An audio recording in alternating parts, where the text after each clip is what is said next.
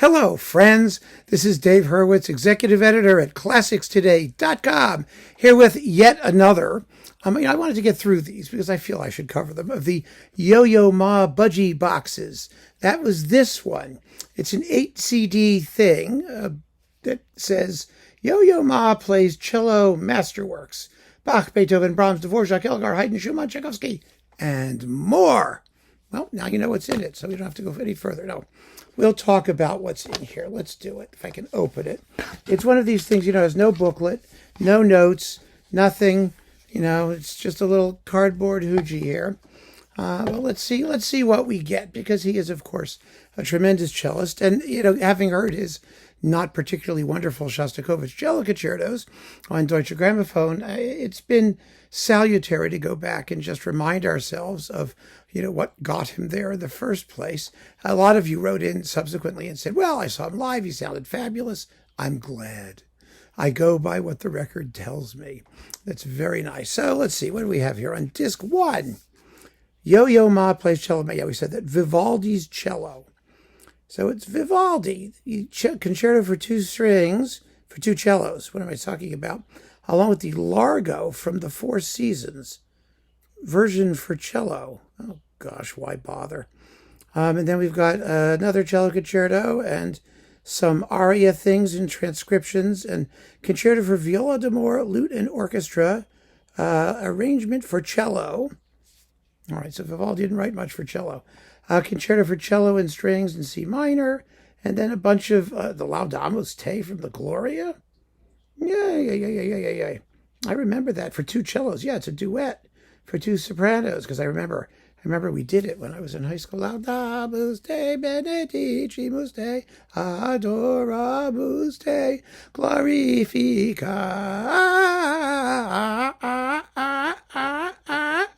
Well, let's just say he plays it better than I sing it. Yeah, okay, if you care. I didn't care about that at all. Let's see, disc 2. Oh, the Boccherini Cello Concerto, number 9 in B flat. Well, that's fun. It's the old Grunzmacher, or whatever his name was, arrangement. It's too tiny for me to read, but it began with a G. And it's just a Bowdlerization of the whole work. What a pity. And the 2 Haydn cello concertos. I have to confess, the English Chamber Orchestra under Jose Luis Garcia. These are nice performances, but the reality is that the Haydn cello concertos have really come into their own since the period instrument people got a hold of them, because they took them up to speed. They made them lean and exciting instead of sort of romantically fat and flabby. This is good, but also not really thrilling to me. Then we've got the Schumann Cello Concerto with Colin Davis. It's a very good performance of a very uninteresting work. The Dvorak Cello Concerto with the Berlin Phil and Lauren Mazel. It's a good performance, very good performance, with Silent Woods and the Rondo in G minor. It's a very full CD.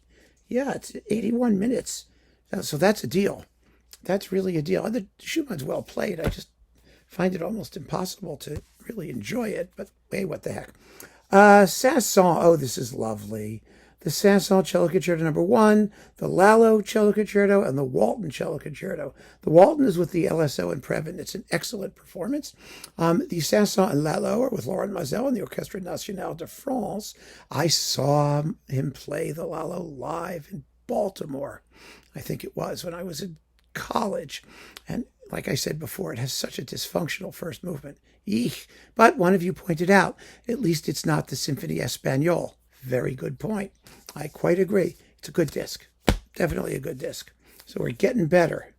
Let's see. Oh, the Elgar Cello Concerto with the London Symphony and Previn. This was the original coupling for the Walton, if I'm not mistaken. And you've got the Shostakovich, yay, which wasn't in that other budgie box I just talked about, with Philly and Ormandy. It's very, very good.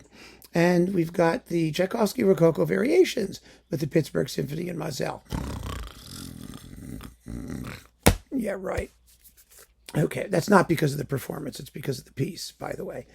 Okay, so we've got the Bach suites for unaccompanied cellos, numbers 1, 3, and 5, but you don't have the others. What is the point of doing that, Sony?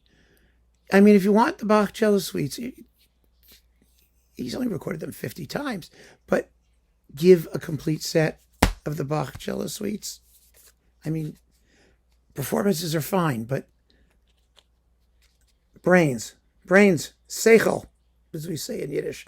Okay, Beethoven cello sonatas. Let's see, number 1, number 3, and 2 sets of variations. The one on Ein Mädchen oder Weibchen from Magic Flute, and by Männern, the by Männern variations from Die Zauberflöte. So these are lovely performances with Emanuel Ax, very well known, very well regarded, and highly respected. And then the Brahms cello sonatas, along with the Schumann Adagio and Allegro in A flat major, and 3 Fantasia Stücke with Ma and Ax, also very, very good performances. Although I'm not a big fan of the Brahms cello concertos, frankly. They sound to me always like the cello and the piano are playing 2 separate works, and they don't always come together. These do, I have to say. They sound like intentional, which is a good thing. And that's what you get in here. It's not a major release, I don't think. It's not even Yo-Yo Ma's best stuff necessarily. It seems to be somewhat randomly assembled, as cello Masterworks. I mean, he did do other concerti. There was the Barber and some other things, and well, what can I tell you? His best recording was still the Finzi cello concerto on Lyrita. I don't care what anybody says. I once asked him if he would do it again, re-record the Finzi for a major label, and he looked at me in horror. So, I guess not. So here we are, and now I am done talking about Yo-Yo Ma until something else happens. So keep on listening, friends. Thanks for joining me. Take care.